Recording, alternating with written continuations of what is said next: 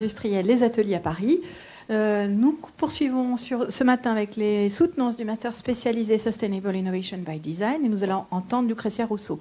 Désolée à tout le monde, nous sommes en retard parce que nous avons une alerte incendie. Donc on va reprendre avec un petit quart d'heure de retard par rapport à notre programme. Ceci n'empêche pas que Lucrecia, nous t'entendons donc avec 30 minutes de présentation et puis les réponses et les échanges avec le jury, présidé par Joseph Mazoyer, entouré de Stéphane Gauthier et Claire Lapassa, avec la présence aussi de ta directrice de thèse, Madame Peraldi. Voilà. Je vous souhaite donc à tous une bonne audition. À toi la place. Merci. Merci Geneviève. Bonjour et merci à tous et à toutes d'être là aujourd'hui. Je suis Lucrecia Rousseau et je vais vous présenter ma thèse professionnelle, Commoning as an Act of Design, Rethinking Art and Design Higher Education Through the Lens of the Commons. C'est pour un public francophone, parce que la présentation sera en français. Et le commoning, comme un acte de design, répondait l'enseignement supérieur en art et design à travers le prisme des communs. Donc aujourd'hui, je vais vous parler d'enseignement, je vais vous parler de design et je vais vous parler des communs. Pas forcément dans cet ordre, et je vais vous parler aussi des communautés, et notamment des communautés apprenantes. Mais pour comprendre mon intérêt pour ces sujets, il faut faire un petit pas en arrière et aller là où tout a commencé.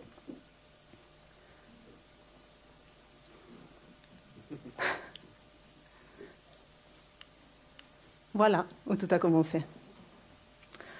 Ça, c'est le résumé de mon parcours professionnel, au moins des dates clés de mon parcours professionnel et aussi personnel.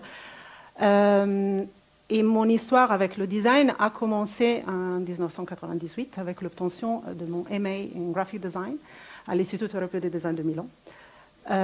Et ensuite, après 2 années de travail en agence à Milan, je suis arrivée à Paris, où j'ai commencé une carrière de graphiste indépendante, essentiellement dans l'édition, direction artistique de magazine, édition de beaux livres, livres de photos, mais aussi travailler en agence. J'ai travaillé aussi sur des sujets de data visualisation plutôt que d'identité visuelle.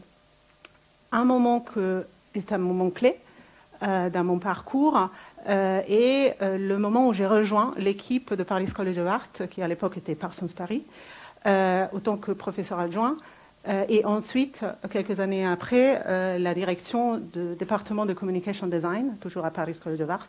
C'était un moment important parce que j'ai démarré ma pratique d'enseignante. Et entre ces 2 moments, j'ai démarré un projet qui s'appelait Off School et qui était une plateforme de pédagogie expérimentale en art et design et architecture et qui marque le moment où je peux considérer que ma recherche autour des pédagogies en école de design a démarré. Ce projet a duré quelques années, a duré entre 2013 et 2019 à peu près, et s'est conclu quand j'ai décidé d'entreprendre mon premier master, le master MFA Transdisciplinary New Media, dans lequel je voulais explorer dans une façon un peu plus théorique aussi les intuitions que je mettais en pratique avec mon projet Off School. Donc évidemment, lors de ce master, je me suis lancée dans une recherche qu'on peut appeler une recherche un peu plus classique, un peu plus théorique. J'ai écrit un mémoire, j'ai écrit des papiers, j'ai participé à des conférences. Et tout de suite après, conclu mon master, j'ai décidé de venir à l'ENSI et d'entreprendre le master spécialisé Sustainable Innovation by Design dans une certaine façon, parce que j'ai considéré que mon travail de recherche autour de la pédagogie en design n'était pas terminé. Et j'avais besoin aussi d'inclure un autre prisme qui était non seulement l'innovation, mais surtout la durabilité. Qu'est-ce que ça veut dire, la durabilité dans l'enseignement du design? Donc, comme vous pouvez voir, il y a 3 pratiques en parallèle depuis 2012 qui font partie de ma vie, de ma profession, sur la recherche, l'enseignement et le design. Et avec ce diagramme de Venn, on parlait de représentation tout à l'heure, on peut dire que je me place au croisement entre la recherche, l'enseignement et le design. Mais, comme on disait tout à l'heure, les représentations ne sont pas forcément tout à fait ce qui représente forcément la réalité. En réalité, ça c'est un schéma qui est très harmonieux, mais l'interaction de mes 3 pratiques n'est pas forcément si équilibrée. Et moi, je me place ces trois pratiques sont toujours présentes, mais des fois, ça ressemble plus à ça, ou à ça, ou à ça, ou à d'autres 1000 itérations. Mais ce qui est important, c'est que ces trois pratiques sont toujours présentes et s'enrichissent les unes les autres. Et dans ce moment instant T, je pourrais vous dire que probablement le prisme le plus important pour moi, le focus, c'est l'enseignement et l'enseignement en design.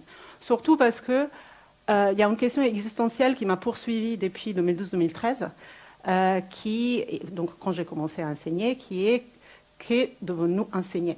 Comment et dans quelles conditions? Et cette question a un peu évolué aussi au fil des années, grâce ou à cause de mon expérience d'enseignement dans les écoles d'art et design. C'est l'école de design va mal, que faire? Alors évidemment, c'est un peu une méta-question, une méta-problématique, et je ne veux pas résoudre cette problématique dans un mémoire de master. Mais j'ai décidé d'en prendre juste une partie et comme très souvent, les mémoires, je commence à avoir une certaine habitude à écrire des mémoires de master, donc sont très souvent en jonction entre une recherche passée et peut-être une recherche future. J'ai décidé de prendre un prisme d'observation très très précis et j'ai mis en place une étude ethnographique dans laquelle j'ai circonscrit la géographie de ma recherche en Italie, France et États-Unis, qui sont mes trois cultures. Donc, je suis italienne, j'étais formée en Italie, j'ai vécu en France et j'ai travaillé en France, et je travaille dans une école américaine. Et en particulier, je me suis focalisée sur trois institutions, qui sont l'Institut européen du design, et ainsi les ateliers et Paris College of Art, qui sont les institutions qui m'ont formée, mais aussi les institutions avec qui je collabore ou j'enseigne. J'ai donc mis en place 14 entretiens formels des acteurs de ces trois institutions, dont 12 sont inscrits dans le mémoire que vous avez à disposition. Et je me suis nourrie aussi de centaines de conversations informelles que j'ai recueillies pendant 10 ans et plus d'enseignement en école d'art et design. Et tout ça a été croisé aussi avec ma recherche précédente, parce que c'est très important pour moi de vous faire comprendre aussi comment les recherches ou les bouts de recherche s'enchaînent pour une recherche qui est un peu plus méta autour de l'enseignement en design. Parce qu'en 2022, quand j'avais écrit mon autre mémoire, le mémoire de mon MFA Transdisciplinary New Media, le mémoire qui était From Processing to Design, Free Open Source Culture and the Definition of the Contemporary Graphic Design Practice, j'avais commencé à avoir un intérêt pour les communautés apprenantes.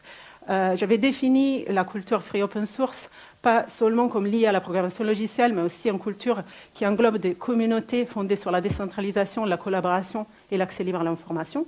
Donc j'avais déjà un focus qui était autour des communautés apprenantes.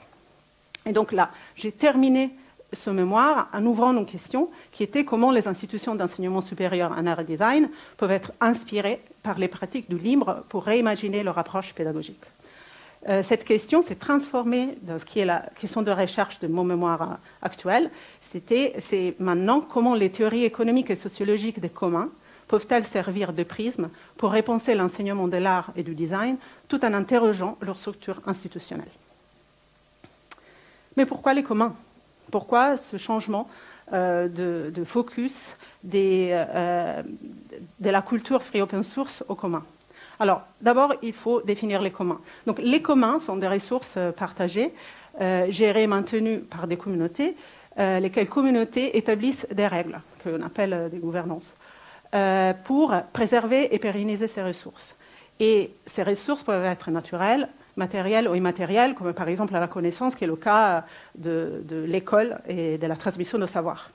Alors, je vous ai montré une définition qui est très, très générale, et d'ailleurs, elle vient de Wikipédia, qui est un commun numérique, et le plus prominent commun numérique connu en ce moment. Et cette définition s'aligne avec des théories qui viennent des théories d'Elinor Ostrom, économiste, qui a fait tout un travail autour des gouvernances des communs, à partir des années 90, qui a eu le prix Nobel d'économie en 2009 et qui a un peu aussi mis en avant les théories des communs. Et dans cette lignée de pensée, il y a 3 éléments de définition qui sont les ressources, la communauté et la gouvernance. Mais ce qui m'intéressait plus, c'était une autre école de pensée qui était plus une école de pensée sociologique. C'est-à-dire que, et c'est notamment celle de Massimo De Angelis, qui définit les communs évidemment comme aussi une triade. Il y a les ressources communes, il y a la communauté, mais le 3e élément de définition, c'est le commoning, qui est le processus social qui crée et reproduit les communs. Et pour ça, donc on passe des 3 éléments de définition, ressources, communauté et gouvernance, à la définition ressources, communauté et commoning. Et ce côté social de interaction de la communauté, c'est ce qui m'intéressait, parce que j'étais intéressée aux communautés apprenantes. Et ça me permettait aussi de faire une superposition, un croisement entre les théories économiques et sociologiques des communs et les théories qui étaient de free open source, mais qui parlaient aussi des communs, notamment avec les travaux de Lawrence Lessig et Aaron Schwartz, économistes et activistes qui ont beaucoup écrit sur les communs et aussi participé à la production des communs numériques, et des travaux plus récents de Sebastian Schulz qui prend en compte des méthodologies du hacking et croise le hacking et les communs pour trouver de nouvelles méthodologies de politique publique. Donc, du coup, j'ai une grille d'analyse maintenant qui sont ressources, communauté et commoning, croisées avec des projets pédagogiques expérimentaux issus de la culture et des communautés free open source qui me permettent d'observer et réévaluer les dynamiques internes des institutions, d'imaginer comment construire ou reconstruire des communautés résilientes et imaginer comment préserver le tissu social de ces communautés. Mais revenons à mon postulat initial, l'école de design va mal, qui peut sembler très simpliste, mais c'est évidemment beaucoup plus complexe que ça. Donc le constat, c'est que la crise de l'enseignement de l'art et du design est systémique et implique des couches interconnectées de l'écosystème éducatif. Donc si on imagine l'institution, donc l'institution avec ses 3 couches principales sont les élèves, le corps enseignant, le staff et l'institution qui est représentée par sa leadership, en sachant que l'institution n'est pas que l'espace physique, mais c'est aussi toute la structure organisationnelle autour, donc les routines, procédures, conventions, rôles, stratégies, etc. On se rend compte qu'il y a une pression qui vient des couches externes de l'écosystème de l'institution de art et design, et notamment le système économique et le marché du design. Par conséquent, l'institution est face à des problématiques importantes. La première, le modèle économique instable, que les écoles soient publiques ou privées, pour des raisons différentes, ils ont du mal à créer un système économique qui soit durable. Il y a une pression liée à l'accréditation et aux organismes d'accréditation. Les organismes d'accréditation qui sont les organismes qui donnent le droit aux écoles de délivrer des diplômes. Les organismes sont de plus en plus rigides, les grilles sont de plus en plus rigides, et il y a une tendance d'appauvrissement de l'offre de l'école en design. Au moins, ça, c'est le risque. Et il y a aussi la problématique des attentes du marché, parce que le marché est de plus en plus en attente vis-à-vis des institutions de recevoir des jeunes diplômés qui soient déjà performants, qui soient déjà capables de rentrer dans le moule et de produire.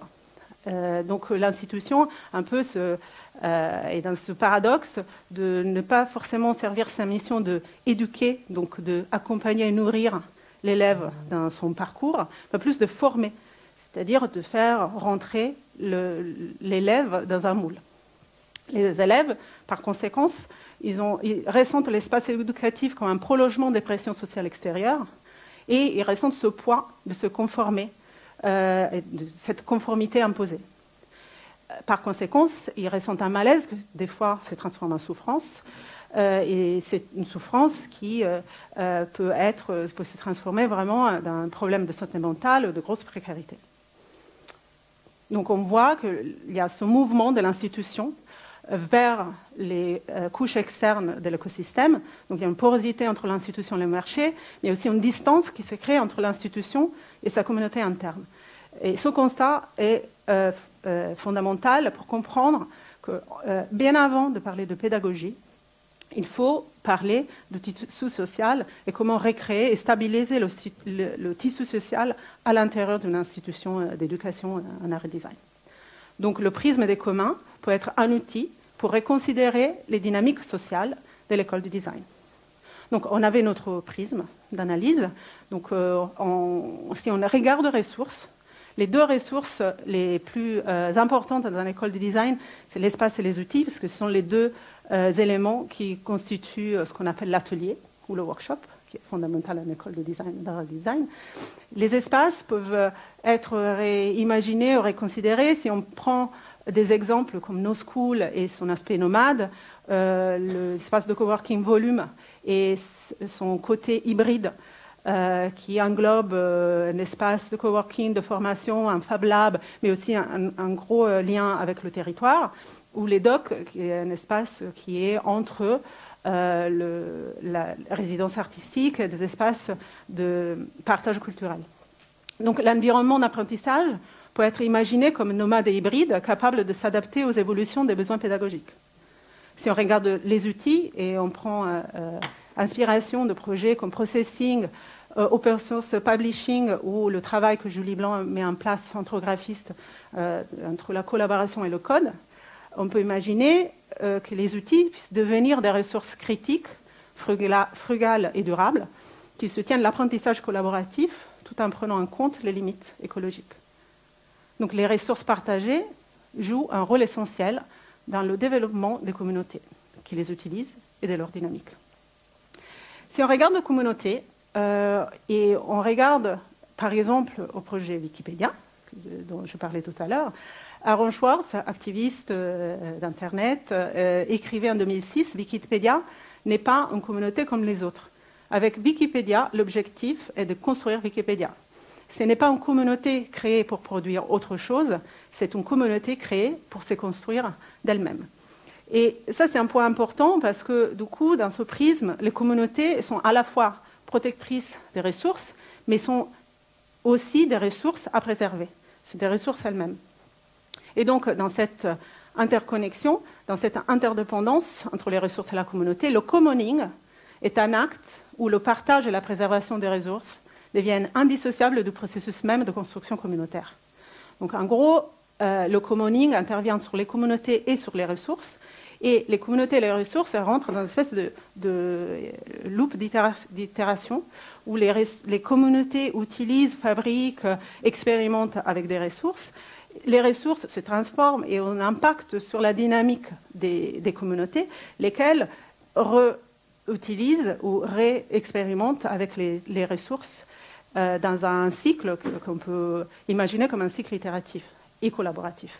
Donc le commoning, en tant qu'acte de design, transforme les écoles en système où les ressources et les communautés sont interconnectées dans un cycle continu d'expérimentation, d'adaptation et de renouveau.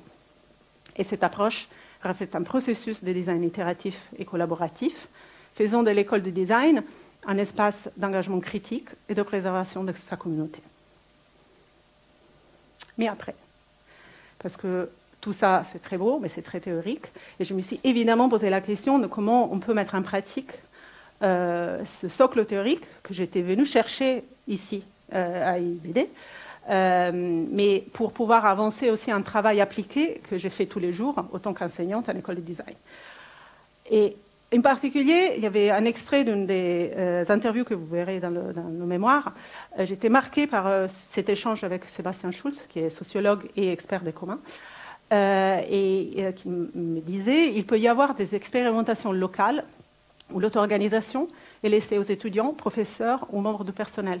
Ces expérimentations peuvent parfois contredire les règles générales de l'institution, mais elles s'inscrivent dans une dynamique d'expérimentation.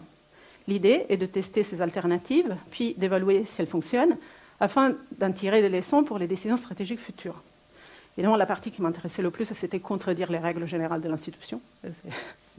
Et donc, je me suis posé la question, et si Off School pouvait être cet espace d'expérimentation?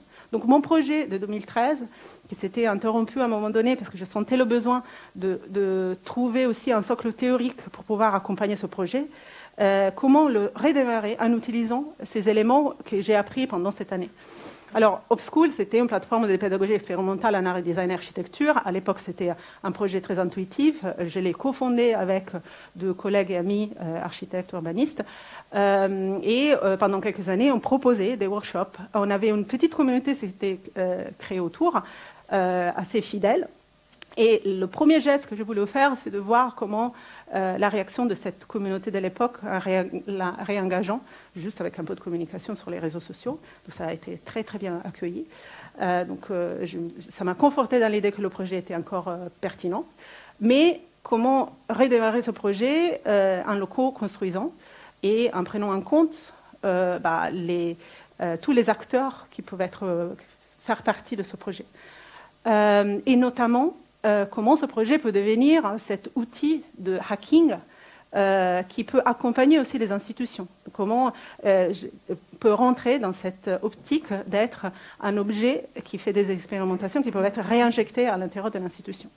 Donc, j'ai demandé à mon amie et collègue Laurane Coudrier, qui est dans la salle aujourd'hui, de m'aider et de faciliter avec moi un atelier d'écriture de design fiction que Laurane avait déjà testé pour son mémoire, qui s'appelle les micro-utopies. Mais cette fois-ci, en changeant le sujet et en prenant comme sujet l'éducation en design. Et donc l'utopie consistait à imaginer des futurs souhaitables, des alternatives où l'institution d'enseignement supérieur de design n'a pas disparu, heureusement, mais dans lequel on aimerait vivre. Et pour cela, il faut détourner les écoles de leur usage, mais aussi de leur système organisationnel dont on parlait tout à l'heure. Et donc, j'ai démarré ce que, pour moi, était une première enquête de terrain, où on allait demander, alors cet atelier a été fait à l'INSI, on a invité des étudiants, mais aussi des membres du staff et du corps enseignant, et la question était, où as-tu mal ? Parce que c'est pour, surtout dans l'idée de construire, de reconstruire le tissu social, s'il y a un problème, où se pose le problème. Donc pour moi, c'était un réel début d'enquête de terrain, mais enquête de terrain sensible. Et la question de la douleur ou de la plainte venait notamment du livre de Sarah Ahmed, qui est Complaint. Sarah Ahmed, chercheuse, de laquelle j'ai beaucoup parlé dans mon mémoire, qui parlait de la plainte comme levier de transformation institutionnelle.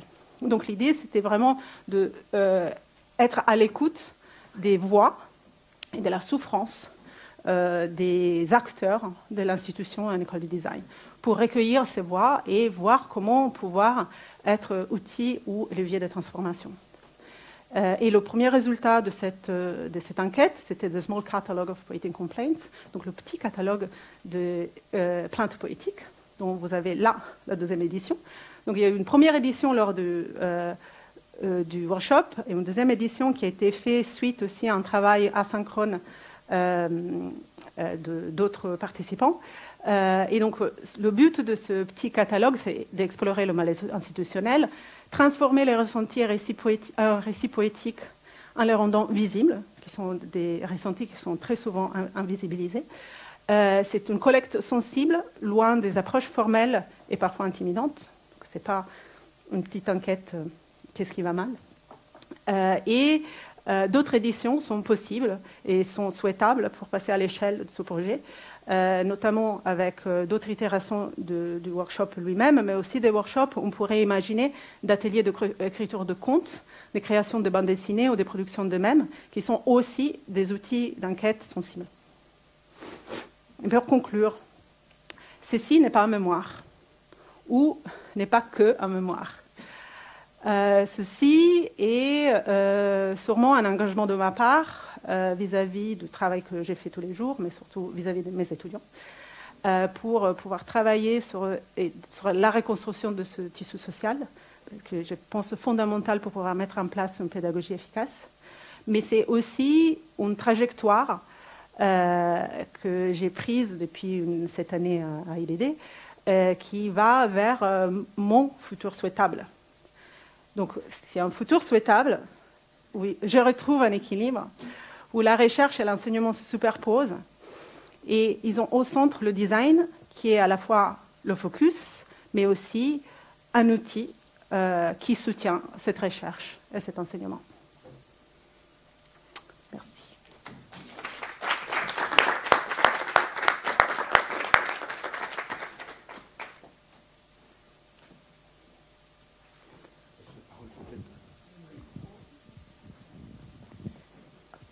Merci. Alors tout d'abord, merci Lucrezia pour ta présentation qui permet de visualiser et entendre autrement ce qui a pu être dit déjà plein de fois, de différentes façons, à différents endroits. Et donc c'est toujours un plaisir et ça permet d'avoir un petit cristal de compréhension supplémentaire. Donc c'est toujours agréable. Et tu m'avais demandé si j'avais préparé des petites lignes quand même. Et du coup, en fait, ce qui est un peu déstabilisant, c'est que ta conclusion revenait plus ou moins dans les mots que j'avais prévu de dire.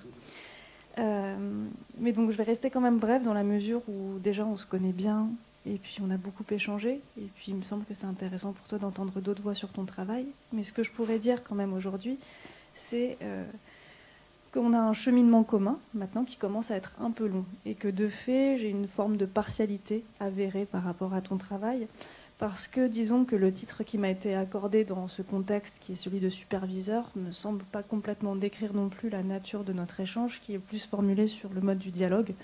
On atteste certains bouts de texte ou certaines choses, mais aussi le fait qu'on commence maintenant à échanger, se connaître depuis les années Covid, donc 2020. Et ça me semble aussi un peu important de revenir brièvement là-dessus.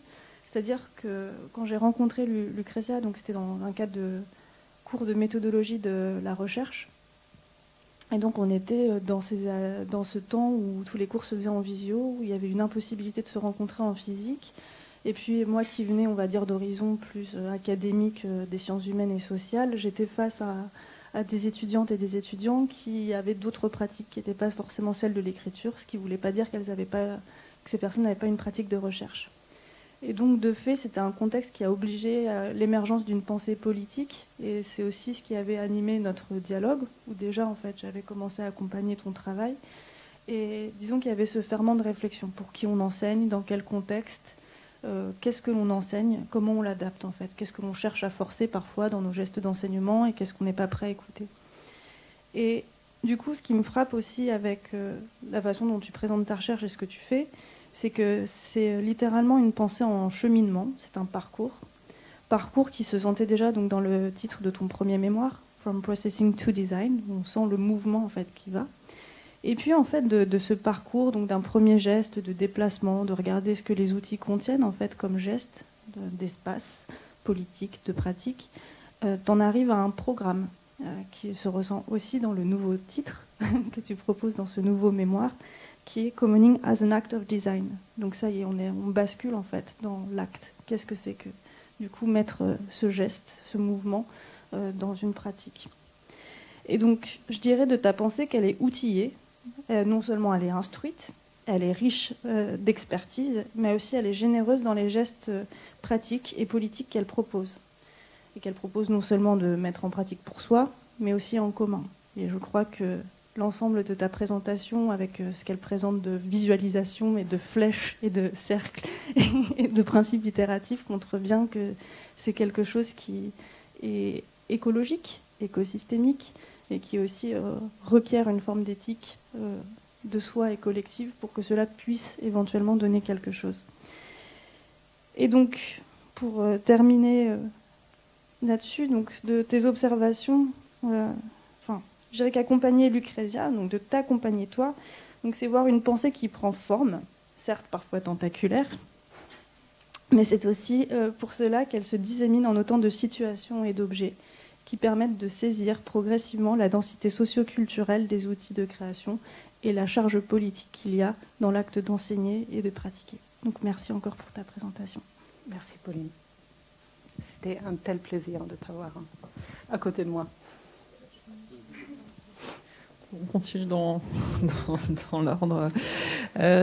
Écoute, merci beaucoup pour la présentation et pour ce mémoire et la présentation et le mémoire. Et moi, j'ai beaucoup apprécié la mise en forme graphique, le travail de schéma, de définition, que je trouve très clair. En plus, moi, c'est pas forcément un sujet que j'avais étudié, donc tu nous amènes beaucoup de notions, beaucoup de références, et j'aime beaucoup le travail de définition, et ce sujet-là, en tout cas ce mémoire est assez exemplaire là-dessus.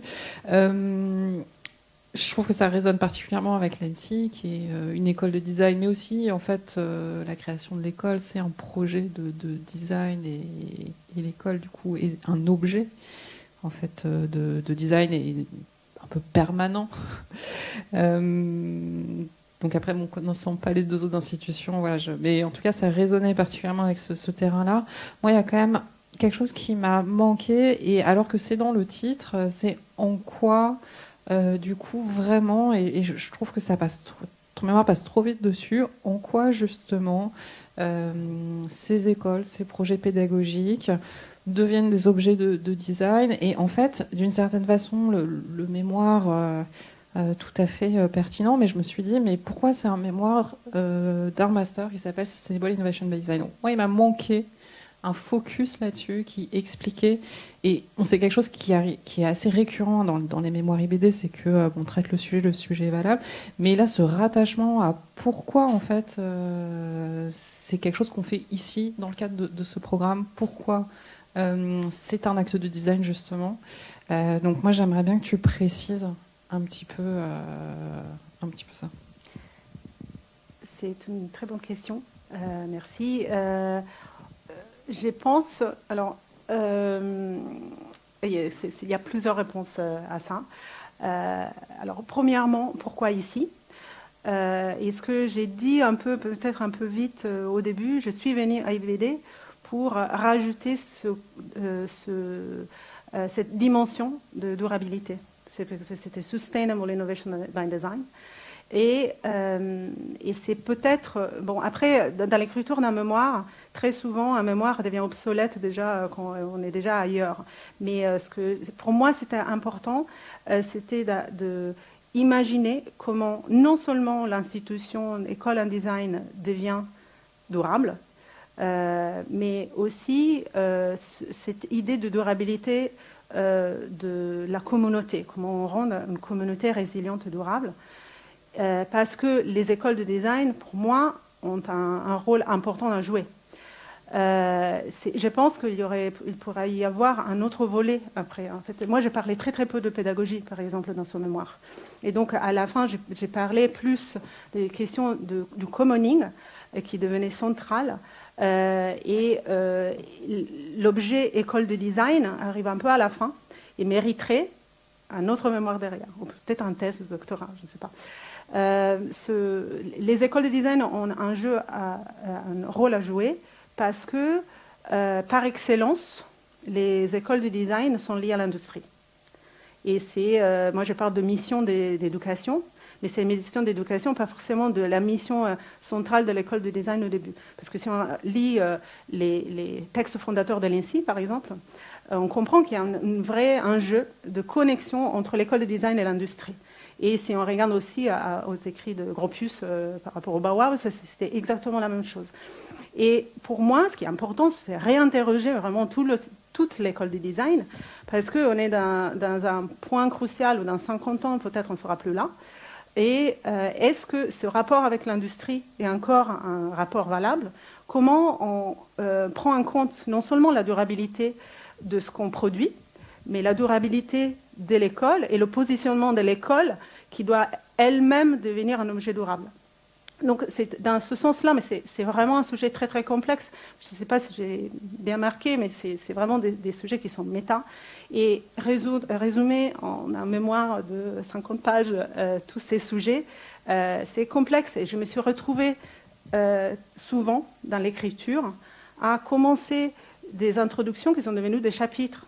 Parce qu'on ne peut pas résoudre et se focaliser sur l'école du design et sur ces théories aussi très complexes des communs sans passer par toutes ces définitions. Donc aussi pour manque de temps, mais je pense pour manque de pertinence aussi des sujets, il fallait que d'abord j'ai créé une espèce de socle qui me permet après de réinterroger l'école en design, vraiment dans sa pédagogie. Et il y a une partie dans mon mémoire dont je n'ai pas parlé aujourd'hui, que j'ai pensé au tout début que devait être le point central de mon mémoire, c'était la partie où je modélise les modèles d'école. Donc le modèle insulaire, le network ou l'osmose. Et c'est évidemment des modèles qui ne sont pas exhaustifs, mais j'ai pensé ça être le point central de mon mémoire. Et je me suis rendu compte à l'écrivant que je ne pouvais pas arriver là sans faire tout le reste. Donc, je comprends aussi ces moments où il y a des morceaux qui manquent, mais c'est tellement complexe, tellement systémique aussi, que pour arriver vraiment à parler de l'objet école du design, il fallait passer par là, à mon avis. Après, peut-être... Ma question, c'est surtout pourquoi c'est... Enfin, si on ne parle pas de l'école design, mais du commoning, en quoi c'est un acte de design? Qu'est-ce que, dans la définition du design, tu prends pour dire, du coup, ça s'applique à ça? Tu vois, le design, un processus de conception. C'est parce que c'est un processus itératif. Quand je parle de expérimentation, réévaluation et renouveau, c'est un peu l'enquête de terrain, le prototypage, l'évaluation et le prototype numéro 2, etc. Donc il y a des cycles dans la production du design, juste dans le projet du design, qui sont similaires à ce que je propose dans ce mémoire, donc ce commoning, qui est un acte. Je parle d'acte parce que justement c'est un peu un acte politique aussi, hein, c'est une vraie volonté, c'est-à-dire l'école devrait s'engager à créer cette espèce de cycle où elle engage la communauté et les ressources pour créer ces cycles itératifs qui permettent non seulement de créer une durabilité, une résilience dans la communauté et une connexion entre toutes les couches de la communauté, mais en plus des cycles itératifs et collaboratifs, donc du design collaboratif, pour la production, entre guillemets, d'une nouvelle école. Voilà, je ne sais pas, peut-être c'est plus clair. Voilà.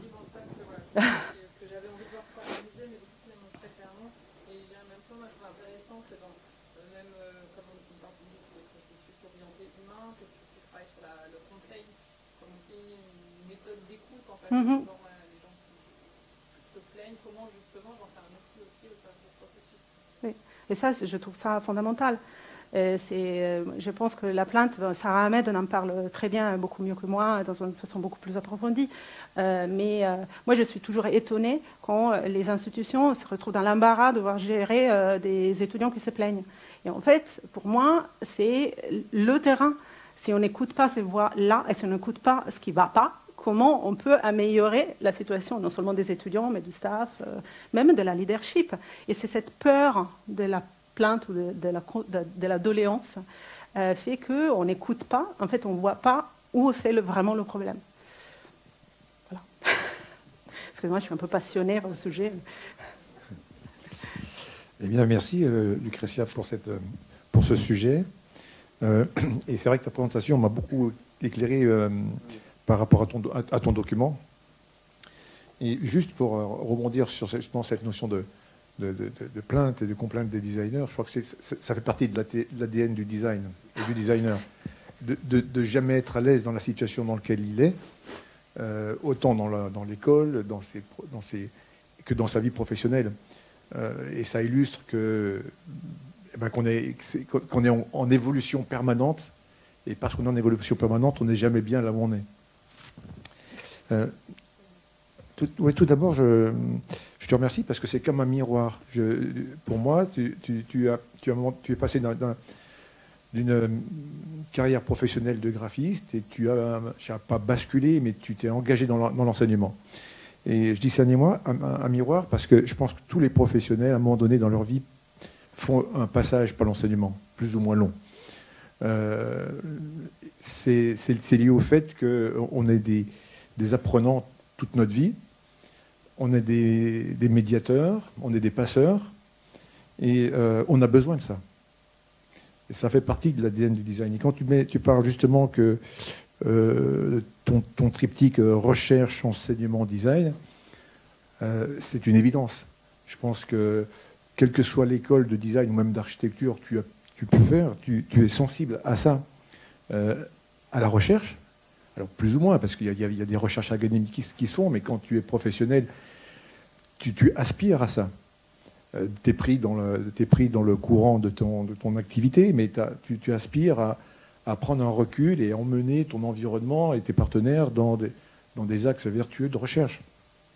Et l'enseignement, parce que c'est l'occasion aussi pour un professionnel de s'immerger dans un contexte réflexif avec des générations nouvelles et mettre des sujets de recherche aussi avec de l'enseignement. Donc moi, je pense que ces trois sujets que tu as pointés, c'est une certaine évidence. C'est pas forcément expliqué clairement dans l'enseignement du design, qu'on doit les faire vivre tout au long de la carrière, mais ça se fait assez naturellement. Et tu parlais de de l'ENSI. Effectivement, il y a quand même pas mal d'anciens élèves de l'ENSI qui deviennent enseignants parce que cette communauté apprenante, elle s'est faite naturellement.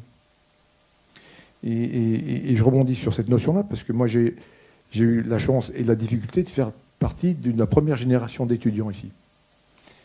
Il y avait effectivement les tables et les chaises sur le trottoir, les professeurs sur le trottoir, et les professeurs, ils avaient l'âge des étudiants qu'on avait. Et finalement, la communauté, elle s'est créée. Je pense que les enseignants, ils ont appris en même temps que les apprenants. Et là, c'est créé une synergie d'apprentissage, je ne dirais pas du design, mais de la création, de l'industrie, en fait, de tout ce qui était dans le guide, dans le cahier de l'école au départ. Et cette communauté, pour moi, elle fait partie de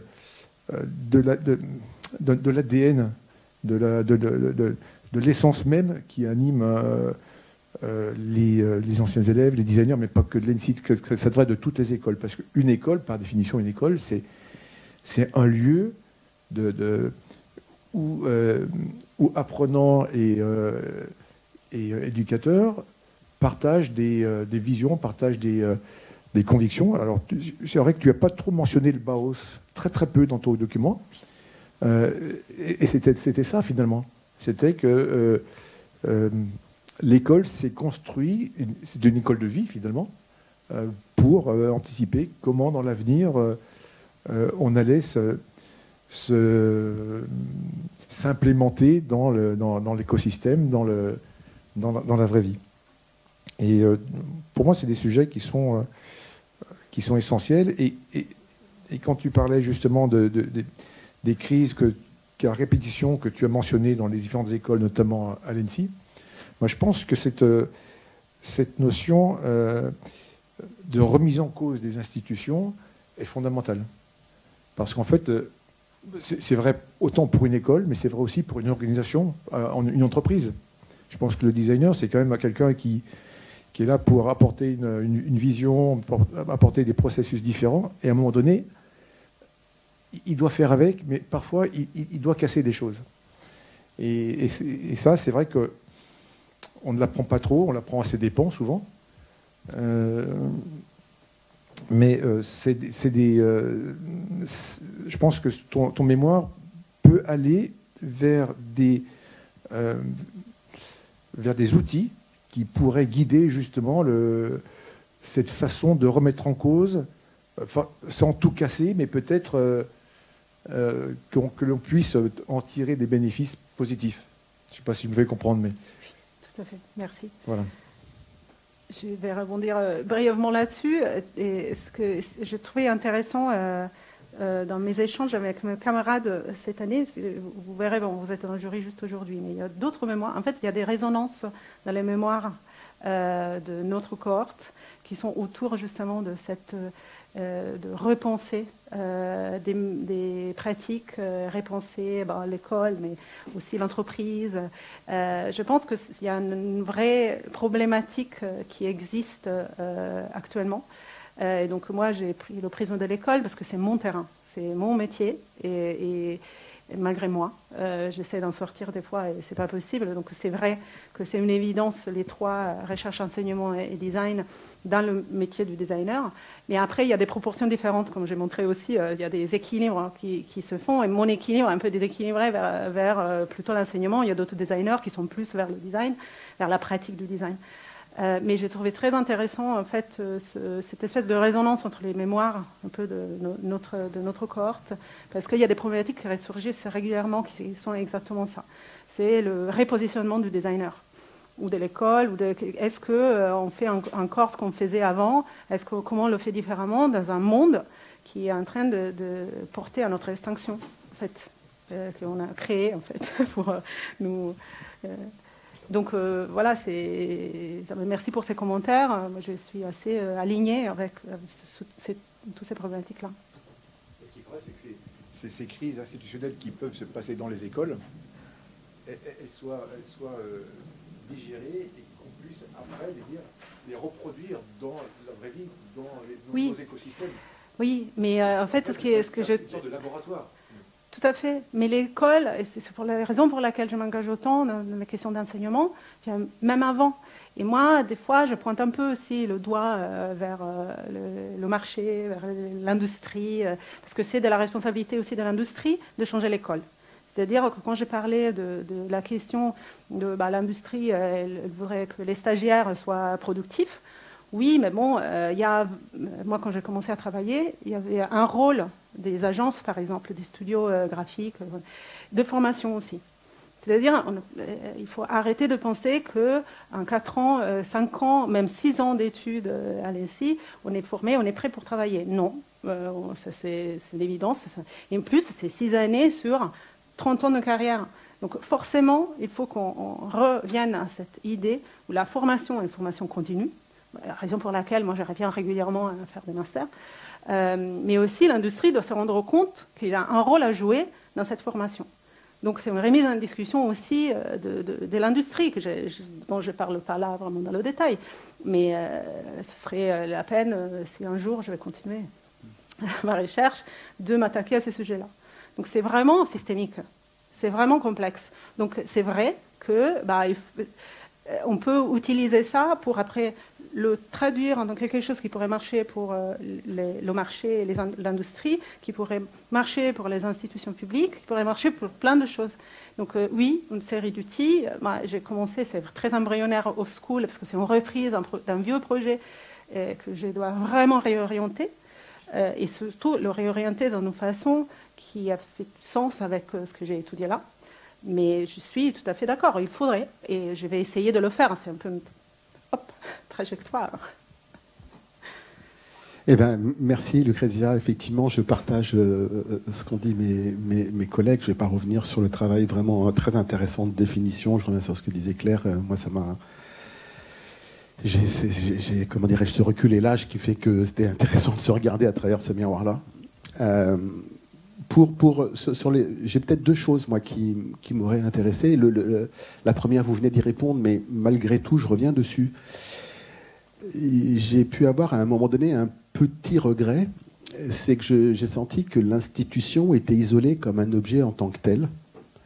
Or, effectivement, si on pose la question, c'est quoi le positionnement du designer? Le positionnement du designer, c'est ce que l'industrie en attend de lui aussi. Et oui, c'est systémique, oui, c'est un travail colossal, mais cette question de l'institution, dis-moi où tu as mal, très bien, mais l'industrie, dis-moi où tu as mal, et je pense que c'est dans la démarche du designer, c'est effectivement de comprendre toutes les parties prenantes. Alors j'entends que c'est compliqué avec ce système qui est si complexe, mais il me manquait quand même une petite dimension de se dire, mais si on doit réfléchir, repositionner, il ne faut pas isoler le sujet enseignement. Il est forcément en lien avec son industrie. Voilà, ça c'était peut-être un petit... Mais vous y avez répondu, donc là-dessus, voilà, on ne va pas réouvrir le débat. Non, moi j'aimerais revenir sur un sujet également, mais c'est plus pour avoir votre regard de chercheuse, du coup, qui à un moment donné m'a interpellé, puis je me suis dit, mais en fait, est-ce qu'elle n'a pas raison? J'en sais rien, donc je vous interroge. Lorsque vous dites, et notamment dans la présentation, les ressources partagées, ce sont les outils et l'espace. Et il me semble qu'aujourd'hui, dans les ressources partagées, il y a le savoir. Je rappelle juste que la première plateforme mondiale d'enseignement, c'est YouTube. D'accord ? Et là où je veux en venir, c'est que si dans les ressources partagées, on ne met pas le savoir, derrière, effectivement, vous abordez la question de comment est-ce qu'on fait une communauté apprenante pour que ce savoir circule et s'auto-alimente et par la boucle itérative que vous avez évoquée. Or, je vais revenir sur ce que disait Joseph tout à l'heure, je pense que l'on ne crée pas une communauté, on la révèle. Et moi, là où je voudrais vous interroger, c'est comment est-ce qu'on fait pour révéler une communauté? Comment est-ce qu'on fait pour travailler sur l'intérêt commun qui fait que je vais rentrer en communauté? Et ça, c'est un truc que je n'ai pas senti, ou peut-être je suis passé à côté, et qui pour moi est une des clés, parce qu'on a tous des savoirs. Qu'est-ce qui fait que je vais être embarqué dans la communauté? Quand je dis on ne crée pas une communauté, les gens, ils ont leur savoir avant même qu'on s'intéresse à eux. Donc on ne va pas la créer, cette communauté, on va la révéler. Et je voudrais connaître votre levier pour révéler la communauté. Alors, d'abord, je vais répondre à la question de ressources et outils. Et c'est vrai, en fait, ça revient au fait que je ne parle pas forcément de pédagogie et de transmission de savoir per se dans le mémoire. Parce que, alors, le savoir, bon, à un moment donné, j'en parle, je dis que le savoir, qui est cette ressource immatérielle, c'est le seul qui, en fait, se reproduit à force de le passer. Et ce n'est pas comme les ressources matérielles, qui, en fait, on est en train de l'épuiser, exactement. Donc déjà, ça c'est très important. Par contre, moi, je parle des espaces et des outils qui sont des ressources matérielles, parce que aussi, je me lie à des théories sur l'éducation en école de design, qui sont les théories de Michael Tovey, qui définit en fait l'école de design. Un des piliers, c'est le studio, c'est-à-dire l'atelier. Et donc, je me relie exactement à ça pour parler de ressources matérielles. Et peut-être, ce n'était pas bien expliqué dans le mémoire, mais c'était mon propos. Après, comment révéler les communautés? Moi, je suis persuadée que les communautés se forment dans l'interaction.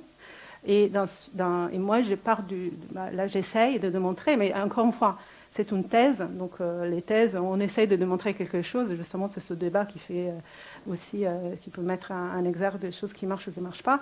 Mais ce que j'essaie de démontrer, c'est qu'en fait, cet engagement physique avec les ressources matérielles de la communauté peuvent aussi révéler la communauté, créer, parce qu'on parlait tout à l'heure, par exemple, de la communauté de l'ENSI au début, quand les enseignants avaient la même âge que... c'est exactement cet aspect d'interaction révèle la communauté, parce qu'il y a un intérêt commun. L'intérêt commun, c'est créer les ressources, parce que, par exemple, un exemple qui est très parlant dans le mémoire, c'est le travail de Sylvia Frederiksen. Elle parle à un moment donné, ils ont reçu la machine pour l'impression 3D de la céramique et personne ne savait l'utiliser, il n'y avait pas de manuel. Et donc ils se sont mis, profs et étudiantes, ensemble pour essayer de comprendre comment ça marchait. Des fois, les élèves étaient meilleurs que les profs. Après, ils ont écrit des manuels qui sont servis pour la communauté d'après, pour les élèves d'après, et en fait, à propos de cycles itératifs, d'engagement vers les ressources matérielles. Et je pense que c'est là où se forme la communauté, où on révèle la communauté, où il y a des intérêts communs. En fait, c'est pour ça qu'on parle des communs. En fait, et l'intérêt commun, en fait, c'est aussi le savoir commun, et c'est le moment, je pense, de partage qui fait qu'on révèle la communauté. Je ne sais pas si j'ai complètement répondu. Mais... Ah oui, non, mais je suis d'accord, et c'est une espèce de frustration aussi de ma part. Merci Lucrezia pour cette orale, cette présentation, toujours très avec des supports très didactiques, c'est bien. Tu es professeur. On est content. J'ai trouvé ton rapport de mission très complet et mis en scène de façon limpide, avec des critères attendus dans le métier. Tu as pris la peine d'analyser chaque fois ce qui a marché, ce qui a posé problème, ça permet de comprendre effectivement, d'avoir des leviers de transformation. Pour moi, ça pourrait se compléter peut-être de quelques suggestions, hypothèses de remédiation ou de solutions à travailler. C'est un peu ce qui m'a manqué dans la mission professionnelle et dans la posture qu'on attend de l'expert en stratégie d'innovation par le design. Notamment sur la remarque que tu fais, qui est récurrente, sur le manque des inscriptions et des participations des élèves ou des gens à des initiatives. Et là, je pense qu'en plus, c'est un sujet qui intéresserait beaucoup de gens, parce qu'il y a beaucoup de choses qui s'organisent et des fois, tu te demandes pourquoi ça ne marche pas. Donc, si quelque part, on peut analyser un dispositif en se disant, tiens, mais pourquoi est-ce qu'en fait, les gens ne s'inscrivent pas, voilà, ce serait intéressant, et pas que dans les écoles, puisqu'effectivement, aujourd'hui, il y a des tonnes d'événements partout et les gens s'inscrivent et ne viennent pas. Ils sont intéressés, mais ils ne participent pas. Donc voilà, ça c'est un sujet qui m'intéresse. Le réseau que tu as développé à l'école a été très largement réinvesti, à ce que j'ai vu. Voilà. Tout ce qui rentre fait vendre, pas de problème. Il serait intéressant de comprendre aussi comment les projets ont été développés, avec quels outils et méthodes tu as testé, comment tu as testé leurs limites aussi. Voilà, donc pour moi, il y a un début de posture nouvelle qui se dégage et qu'il faut poursuivre dans cette voie. Voilà. Et justement, que vas-tu en faire ? Qu'est-ce que je vais en faire? Alors, je vais continuer évidemment à travailler dans la pédagogie. J'ai un peu parlé de mon intention de relancer Old School. Je pense que ça a un potentiel. Mais ce qui est intéressant, et je pense que j'ai gagné énormément dans cette année à SIBD, et grâce aussi à l'interaction de la communauté, parce que je pense que j'ai beaucoup appris de mes coéquipières et coéquipiers, énormément, et notamment la posture et la posture stratégique qui me manquait parce que j'étais pas forcément été formée pour ça. Et donc, toutes mes missions qui vont commencer de Senior Consultant in Educational Development, qui est une chose réelle que j'avais commencé à faire pour certaines institutions, je pense que c'est exactement cette posture-là. C'est-à-dire que c'est plus, bon, je viens, j'enseigne, mais je vous dis aussi, je vous explique mon point de vue, et je peux vous aider aussi à réévaluer la structure de votre institution ou de votre pédagogie, etc. Et donc, c'est une posture différente. Il y a plus de recul, il y a un côté stratégique aussi, une vision plus systémique, plus à long terme, et moins de travail de terrain que moi j'ai fait tous les jours et donc je suis devenue experte. Mais grâce à cette expertise, maintenant je me rends compte que je peux prendre du recul et utiliser cette expertise pour avoir un impact sur les institutions, donc qui peuvent être l'institution les écoles de design, mais du coup des institutions autres, parce que ce qu'on disait, les institutions pourraient être aussi des institutions publiques, ça pourrait être des institutions d'autres genres. Donc c'est ça que je pense que je vais en faire, Geneviève.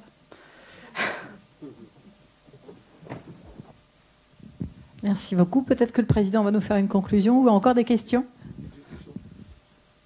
Une question par rapport à ton sujet et le lieu où tu l'as fait, de questionner l'enseignement en fait, autour de l'école de design. Est-ce que tu avais ce sujet avant de venir à l'ENSI ou c'est parce que tu es à l'ENSI que tu as eu ce sujet? En fait, est-ce que l'œuf qui fait la poule ou la poule qui a fait l'œuf? Oui, voilà, donc il n'y a pas de réponse. C'est vraiment une espèce de chat qui se mord la queue, ou de chien qui se mord la queue, je ne sais pas, un animal qui se mord la queue. J'avais sûrement un intérêt à ce sujet qui venait de ma recherche autour des communautés free open source. Parce que là aussi, et moi j'avais beaucoup regardé aux projets pédagogiques externes aux institutions. Quand je suis venue à l'ENSI, j'étais dans un moment où j'avais envie, aussi moi j'adore l'ENSI en fait. Moi je ne sais pas ce qui se passe, ce que je communique à travers le mémoire, mais je n'attaque pas vraiment les institutions. Moi j'essaie j'aime les écoles de design, j'aime ce que j'ai fait et j'ai adoré mon passage à l'ENSI parce qu'il y a une énergie à l'ENSI qu'on ne trouve pas ailleurs, il y a une pédagogie à l'ENSI qu'on ne trouve pas ailleurs, mais au-delà de la pédagogie. Donc je pense que pour moi c'était important de ramener vers l'institution ma recherche parce que j'étais ici aussi. Parce que comment on préserve ce qu'on trouve ici, comment on fait en sorte que ce soit pérennisé. Et ici, mais aussi où je travaille à Paris College of Art, ici aussi à l'Institut européen du design, c'est exactement la même chose. Il y a des choses très précieuses et il faut les préserver. Donc je pense que mon passage ici faisait que je me réancrais dans l'institution et comment faire marcher l'institution plutôt que d'aller chercher ailleurs. Voilà. Okay.